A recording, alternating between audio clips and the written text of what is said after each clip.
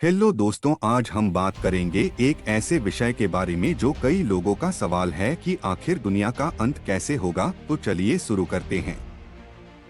प्रकृति का ब्रह्मा में लय हो जाना ही प्रलय है। यह संपूर्ण ब्रह्मांड ही प्रकृति कही गई है। इसे ही शक्ति कहते हैं। हिंदू शास्त्रों में मूल रूप से प्रलय के 4 प्रकार बताए गए। पहला, किसी भी धरती पर से जीवन का समाप्त हो जाना। दूसरा, धरती का नष्ट होकर भस्म बन जाना। तीसरा, सूर्य सहित ग्रह नक्षत्रों का नष्ट होकर भस्मीभूत हो जाना। और चौथा, भस्म का ब्रह्मा में लीन हो जाना, अर्थात फिर भस्म भी नहीं रहे, उन शून्यावस्था में हो जाना। इस विनाश लीला को नित्य, आत्यंतिक, नैमित्तिक और प्राकृत प्रलय में बांटा गया। जिसका जन्म है उसकी मृत्यु भी तय है। जिसका उदय होता है उसका अस्त होना भी तय है, ताकि फिर उदय हो सके। यही सृष्टि चक्र है। इस संसार की रचना कैसे हुई और कैसे इसका संचालन हो रहा है और कैसे इसके विलय हो जाएगा, इस संबंध में पुराणों में विस्तार से उल्लेख मिलता है। पुराणों में सृष्टि उत्पत्ति, जीव उद्भव, उत्थान और प्रलय की बातों को सर्गों में विभाजित किया गया है।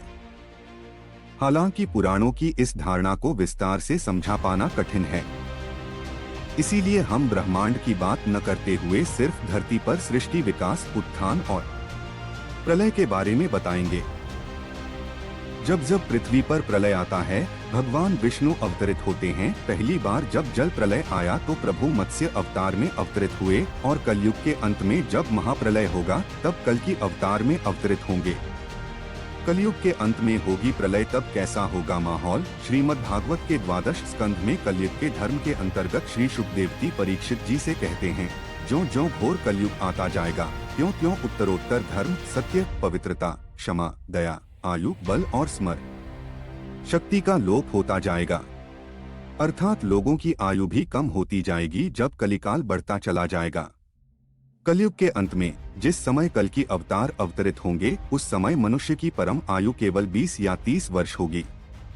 जिस समय कल की अवतार आएंगे, चारों वर्णों के लोग शूद्रों, बोने के समान हो जाएंगे। गायें भी बकरियों की तरह छोटी छोटी और कम दूध देने वाली हो जाएगी। वर्षा नहीं हुआ करेगी, भयंकर तूफान चला करेंगे। कलयुग के अंत में भयंकर तूफान और भूकंप ही चला करेंगे।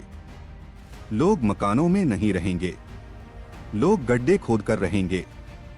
धरती का 3 हाथ अंश अर्थात लगभग 4.5 फुट नीचे तक धरती का उपजाऊ अंश नष्ट हो जाएगा। भूकंप आया करेंगे। कलयुग का अंत होते होते मनुष्यों का स्वभाव गधों जैसा हो जाएगा।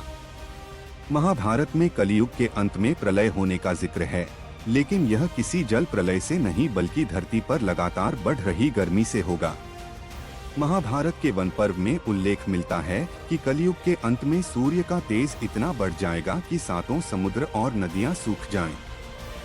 श्रीमद् भागवत के अनुसार ऐसा माना जाता है कि 2 कल्पों के बाद सृष्टि का अंत होता है।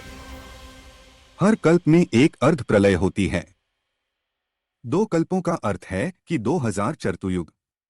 इसी प्रकार दूसरा कल्प पूरा होने पर प्रलय आता है, यानी सृष्टि का विनाश हो जाता है। इसके बाद पर फिर से सृष्टि की उत्पत्ति होती है और यही क्रम अनवरत जारी रहता है। तो चले दोस्तों, आज के लिए इतना ही। वीडियो अच्छा लगा हो तो वीडियो को लाइक करें और चैनल को सब्सक्राइब करें। धन्यवाद।